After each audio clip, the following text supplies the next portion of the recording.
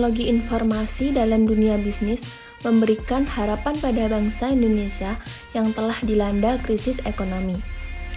Persaingan bisnis yang semakin ketat di era globalisasi ini menuntut perusahaan untuk menyusun kembali strategi bisnisnya.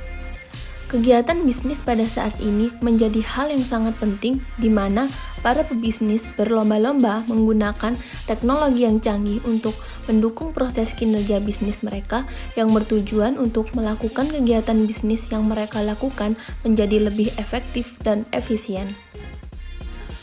Dua aspek penting dalam pengembangan bisnis yang berhubungan dengan teknologi informasi adalah infrastruktur dan sumber daya manusia.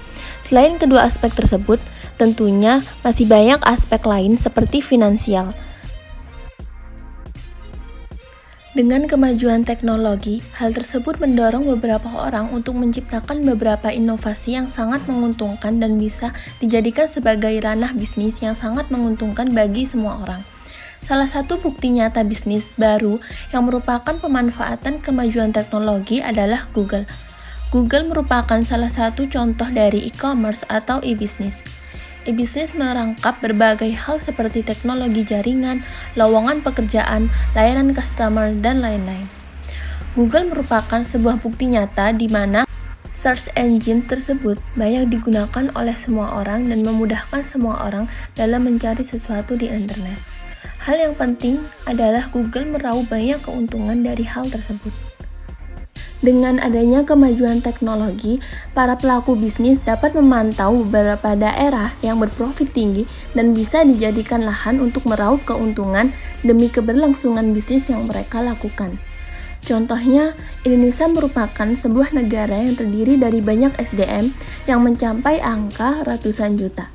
Hal ini menarik para pelaku bisnis besar untuk memproduksi bisnisnya ke Indonesia. Kemajuan teknologi dapat membantu setiap perusahaan dalam mengurangi biaya produksi dan mengurangi operasional.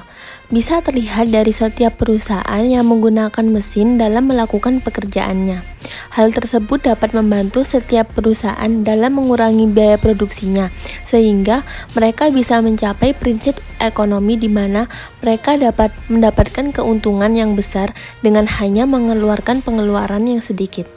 Manfaat IT yang lainnya adalah mengurangi operasional setiap perusahaan, sehingga hal ini dapat menambah jumlah produksi setiap perusahaan. Manfaat lainnya adalah mempermudah proses komunikasi dan monitoring setiap karyawan yang bekerja. Untuk proses komunikasi, setiap karyawan tidak perlu lagi repot-repot datang ke ruang rapat dan berkumpul. Mereka bisa melakukan teleconference untuk saling berkomunikasi mengenai beberapa ide.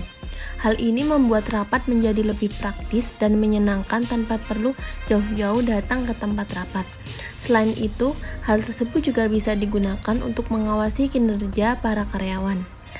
Sang manajer bisa tetap mengawasi kinerja karyawan dalam perusahaannya dengan memakai beberapa metode seperti metode komunikasi canggih dari perusahaan tersebut.